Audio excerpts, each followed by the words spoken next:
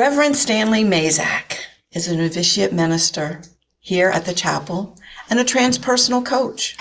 His work has been greatly impacted by his journey through and out of fundamentalist religion in childhood and early adulthood.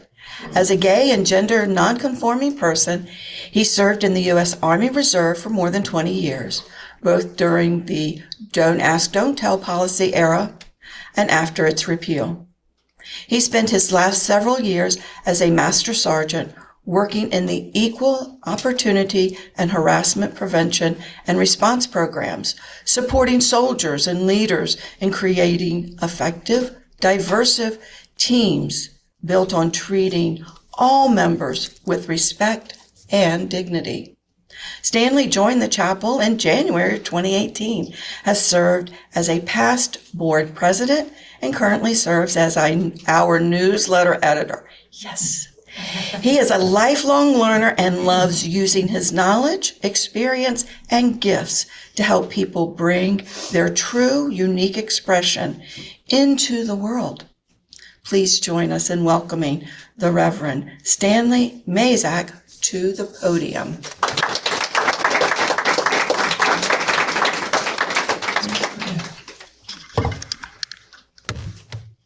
Slight height adjustment. Just a little bit. Gotcha. Right. Good morning. Good to see everybody. It's always lovely when I get to come down in person and look into your actual faces and your eyes and see more of you in person than online, and I see all the people online as well, all of your mostly gray boxes, but no judgment, it's okay. I understand. If you want to be shy this morning, that's okay. But good to see everybody, regardless of how you join us today.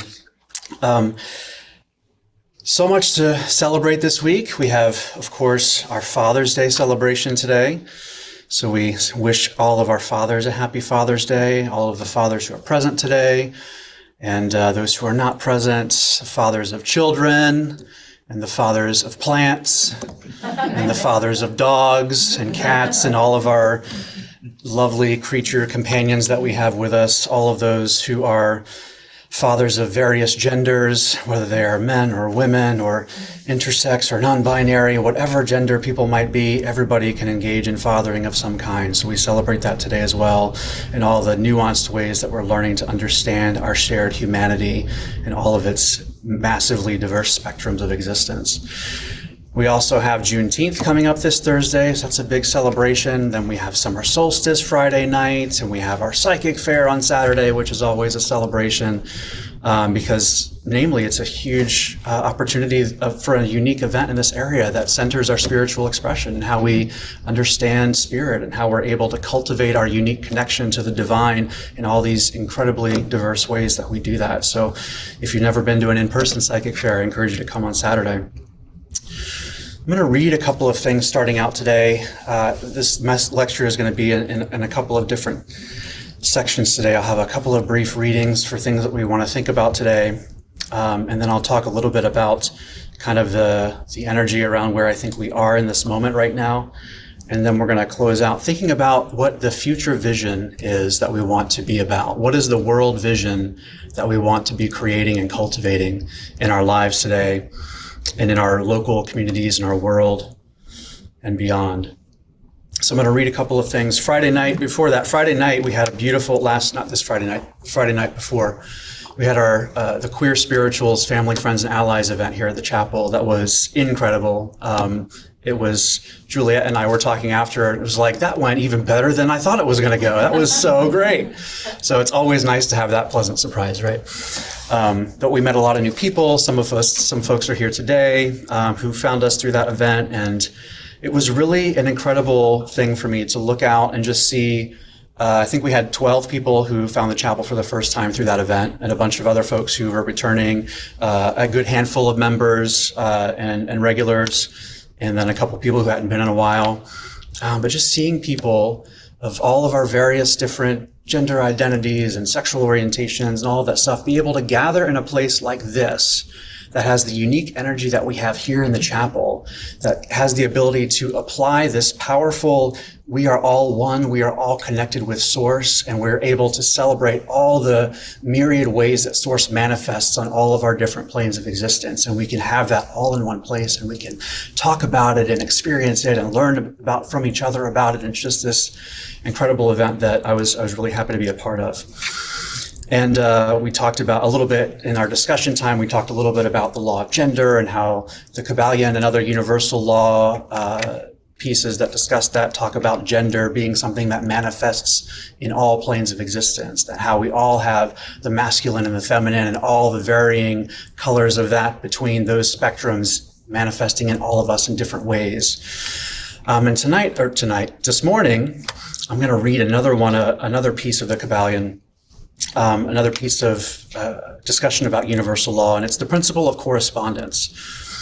And it says, as above, so below, as below, so above. How many people have heard that before? A couple of people, right? Lots of different ways we can interpret that and apply that. It goes on to say, the great second Hermetic principle embodies the truth that there is a harmony, agreement, and correspondence between the several planes of manifestation, life, and being. This truth is a truth because all that is included in the universe emanates from the same source. And the same laws, principles, and characteristics apply to each unit or combination of units of activity as each manifests its own phenomena upon its own plane.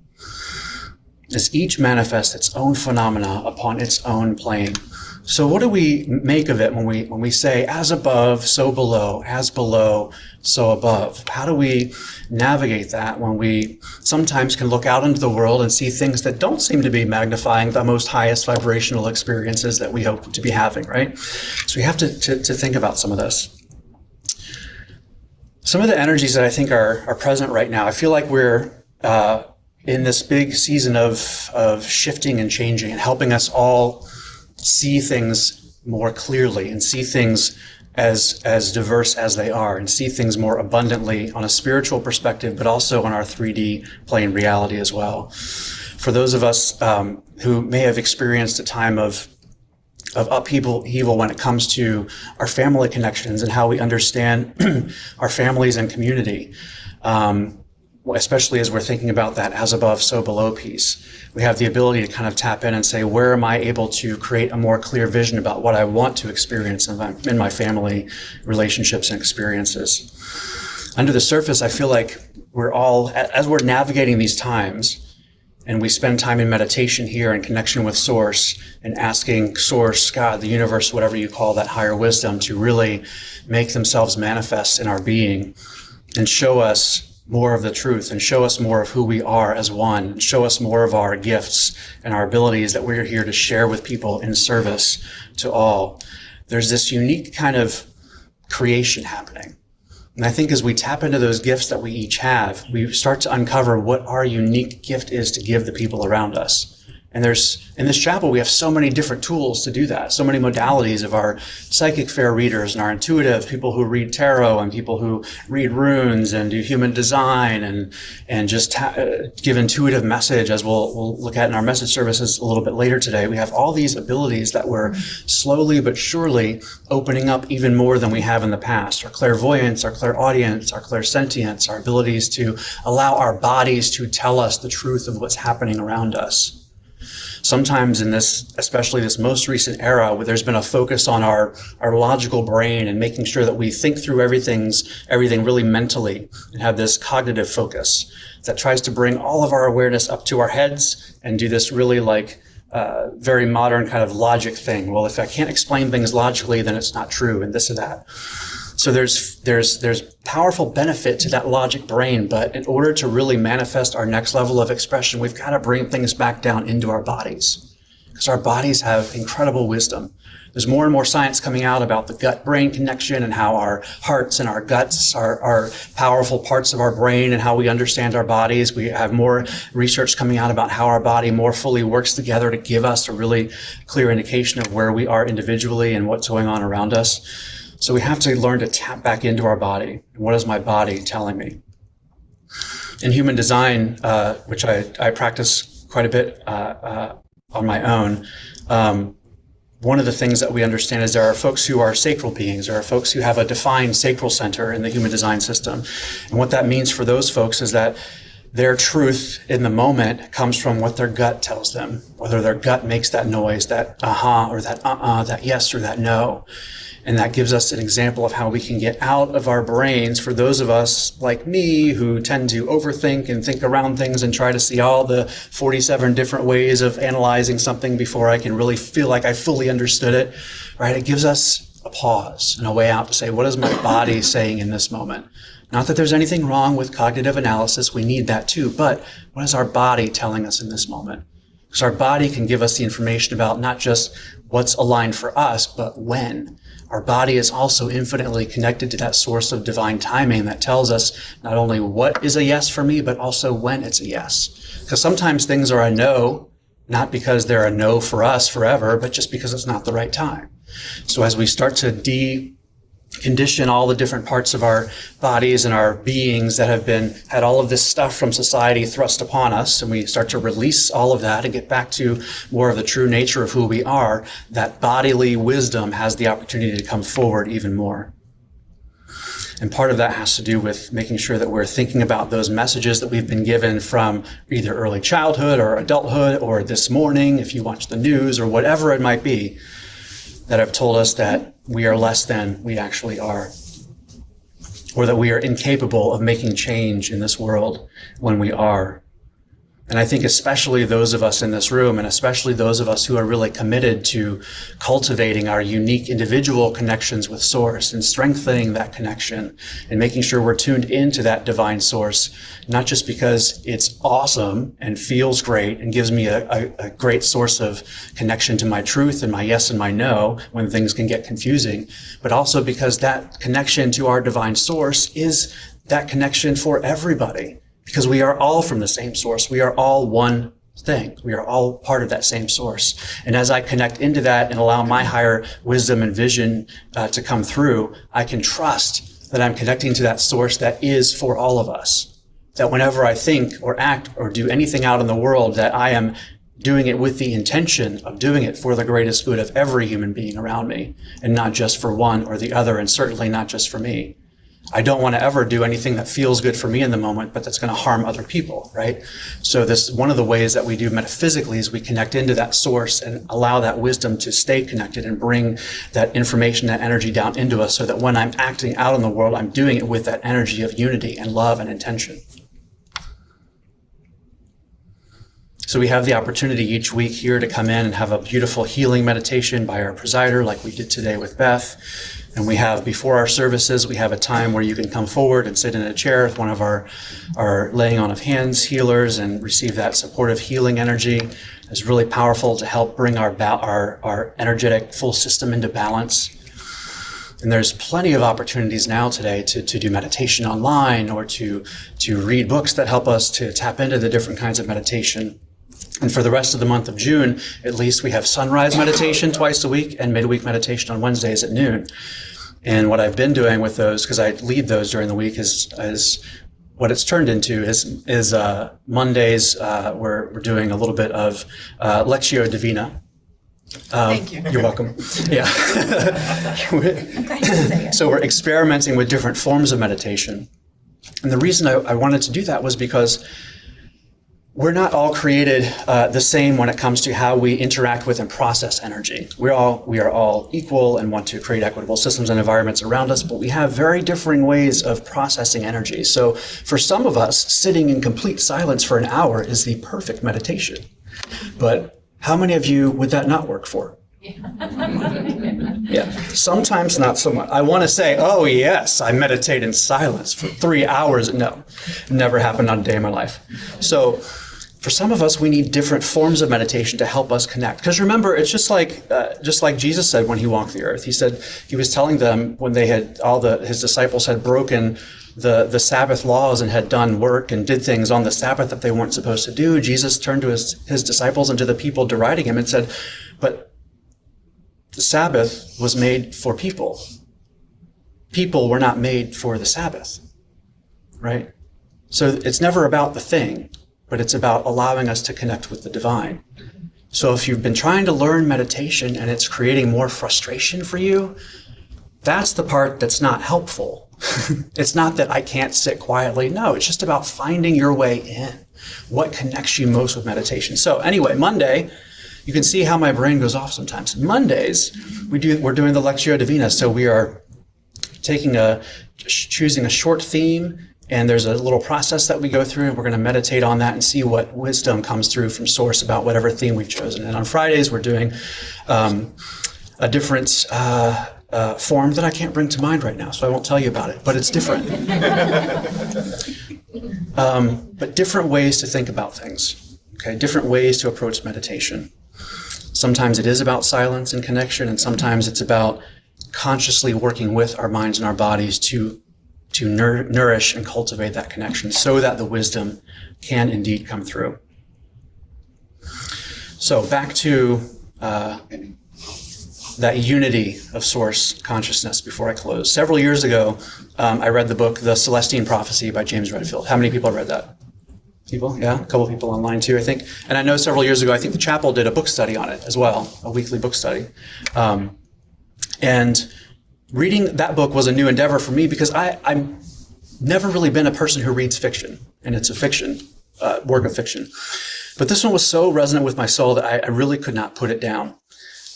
So it's basically a spiritual adventure novel that follows a person's journey through Peru as they're looking for an ancient manuscript that has 9 insights into human consciousness and spirituality. And it really weaves together themes of energetics and synchronicity and how we're navigating the energy between us in relationships and between all of the things that happen in our lives in and around us. And there are a few other books that James Redfield wrote after the Celestine Prophecy. And when I read that and it was so resonant, I bought all the other books. I was like, I'm going to read all these, and then didn't. But they've been on my shelf. They've been there waiting for me, staring me down, like you said you were going to open us. And so fall of last year, I picked up the next book, which is called The 10th Insight, Holding the Vision. And that was the absolute perfect time for me to read that book because it became just like the first one. Like I could not put it down. I started reading the third one because I was so excited and I was like, not the same. So that's fine. Maybe another time. But that second one was really, really good in that time, in that moment for me. And what he does in that book is obviously there's a 10th insight. The first 9 were the first book. And in this book, they're finding the 10th. And they covered 9 insights in one book and just 1 in the second book, but it's really, really good. But they're navigating this piece, and I'll try not to give away too much of it because it really is an incredible journey to go on if you do read it. But they get to a point towards the end of the book where there's like this group of scientists that are doing all of this hardcore drilling and stuff with the earth, and it's really damaging the earth, and they're trying to build this weapon or something out of it. It's this whole thing. But they get to the end, and this group of the protagonists and several other groups of people have started to do this meditative work. Because they've got the first 9 insights and they're really connected with Source and Spirit, but they're doing this meditative work that enacts a vision of the world, of the future world that they're trying to create. And there's this beautiful description as they enter that meditative space, and Source kind of takes them and shows them the world history from the dawn of creation up to the present moment and beyond. And the way it's described in the book is really good. It's very long though, so I won't read it.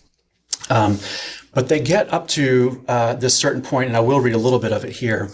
But what they realize is that they've been trying to use this meditative space to create this future vision healing space of the world to fight the people on the other side of this bubble of the vision that they've created who are working against them or working to hurt the earth and doing what they can to, like I mentioned earlier, use their gifts for themselves and, to heck with everybody else, right? So they've been trying to cultivate this vision of the future world to kind of serve as a wall to push them back and away from the land that they're doing this damage on. And what they realize is the reason that that's not working is it's because it's giving them something to push against and amplify their resistance to. And what they realize is that they have to create a vision that includes all of them.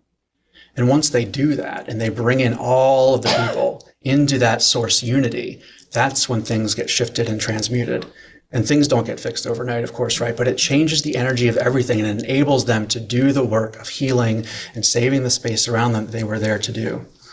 So I'm going to read a little bit of that, and then I'm going to end with just a guided visioning meditation as we close out. So a little bit of that part of them holding the vision, and I mentioned they kind of go through humanity's history. He says, as we continued to watch the vision that was unfolding that in front of them in this meditative space, the scenes accelerated forward, and we could see individuals remembering their spiritual missions at increasingly younger ages. We are seeing that today, are we not? Here we could see the precise understanding that would soon embody the new spiritual worldview. Individuals would come of age and remember themselves as souls born from one dimension of existence into another. Although memory loss during the transition, from interlife to birth here, would be expected, recapturing that pre-life memory would become an important early goal of education. As youths, our teachers would first guide us through the early experience of synchronicity, urge us to identify our intuitions, to study certain subjects, to visit particular places, always looking for higher answers as to why we were pursuing these particular paths. As the full memory of the insights emerged, we would find ourselves involved with certain groups, working on projects, bringing in our full vision of what we had wanted to do. And finally, we would recover the underlying intention behind our lives. We would know that we came here to raise the vibratory level of this planet, to discover and protect the beauty and energy of its natural sites, and to ensure that all humans had access to these special locations so that we could continue to increase our energy, ultimately instituting the afterlife culture here in the physical. As above, so below. Such a worldview would especially shift the way we looked at other people. No longer will we see human beings merely in the racial dress or national origin of one particular lifetime. Instead, we would see them also as brothers or sister or sibling souls engaged like us in a process of coming awake and spiritualizing the planet. It would become known that the settling of certain souls into various geographical locations on the planet had occurred with great meaning. Each nation was, in fact, an enclave of specific spiritual information shared and modeled by its citizens. Information waiting to be learned and integrated. As I watched the future unfold, I could see that a world political unity envisioned by so many was finally being achieved, not by forcing all nations into subservience to one political body, but rather through a grassroots acknowledgement of our spiritual similarities while treasuring our local autonomy and treasuring our cultural differences. Powerful, right? So what is that vision that we want to embody as a chapel, as individuals, in our other various communities that we are? What do we want to come together and hold space for today? What is the world vision we are not only co-creating in every moment with every thought and every action, but that we're energizing consciously today in this moment? Are there aspects of a world vision that we've been energizing in ways that we don't want to, in ways that we think about or react to things going on around us? What do we want to consciously create, vision, energize, and realize? So let's think about that this morning. So as we close out, I'm going to invite everybody to kind of just get settled in your chairs, and if you want to open up to a nice little brief visioning meditation, we can do that. And I just want to invite you to take a nice couple of slow, easy, deep breaths in through the nose and out through the mouth if that's comfortable to you, and just allow yourself to be fully present in this moment, in this beautiful healing space we have in this chapel. And just think of where you're sitting right now. Even with your eyes closed, if that's okay, if that's comfortable with you, just think of this room and the energy in it and this healing, powerful, unity, supportive, loving energy that's here. And think about how we want to energize and amplify that in the rest of our world, throughout the city of Newport News, throughout our homes, wherever they are, locally, around the country, around our world. How do we want to energize and amplify that energy? And just continuing to breathe and just setting this vision. You might imagine a little bit of a cloud space in front of you, just above you and in front of you. What are the things that you would want our future world to be embodying? You might place unconditional love in that space. You might place affirmation of the dignity, worth, and value of every human being in that space. You might place this vision of every person having a place to live, every person having enough food to eat, envisioning every soul, every person on this planet receiving and sharing unconditional love and support for each other. You might see people who look very, very different from each other on the outside, just embracing in love and joy, sharing food and shelter and love and community with each other. Seeing every child happily running down the street towards schools that nourish them with food in their bodies and food in their brains and food in their spirits. Just continuing to breathe and just amplifying that supportive energy, allowing people to wear whatever they want, walking down the street, looking as fabulous as they desire to look and represent themselves. And we see people doing all kinds of different art and music and creative endeavors. And regardless of their career choices and them bringing their full brilliance into the world for all of the rest of the world to see and benefit from, everybody has enough money and food. Everybody has enough resources. It's about resources. Everybody is fully resourced in every way that we need as human beings. And as we continue to breathe and just amplify that powerful, inclusive vision, I'll leave a couple of moments of space here for you to add in anything else that you want to add in for your vision, sharing with this collective vision we have. You can say it quietly or out loud, whatever is comfortable for you.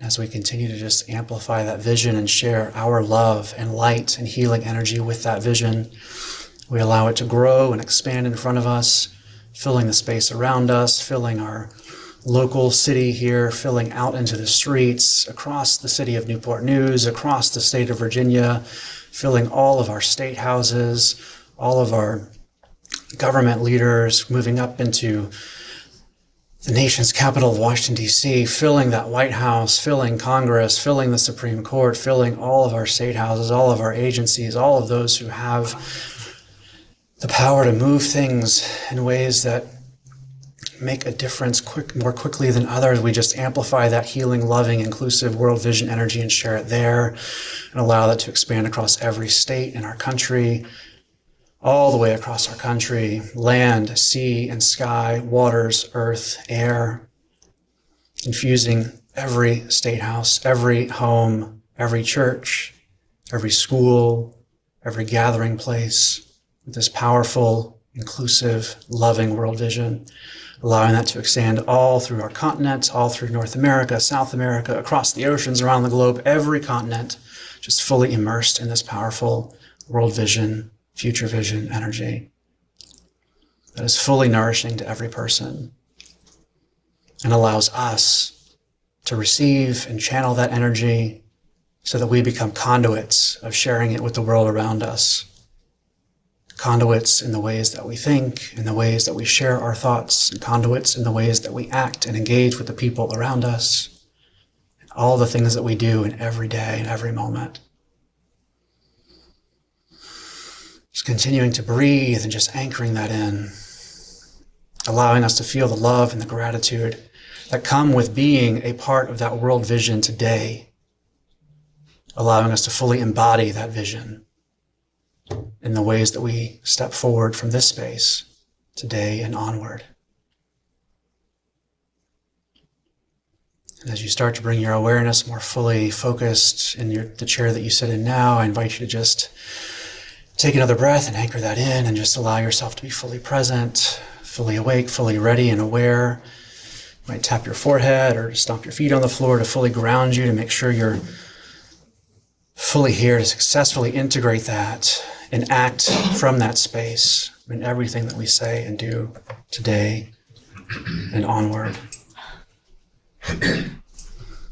So I hope today that this was supportive for everyone here and that we all continue to have beautiful, powerful discussions about how we allow this incredible, powerful manifestation of Source to happen in our lives and relationships inside this chapel and beyond.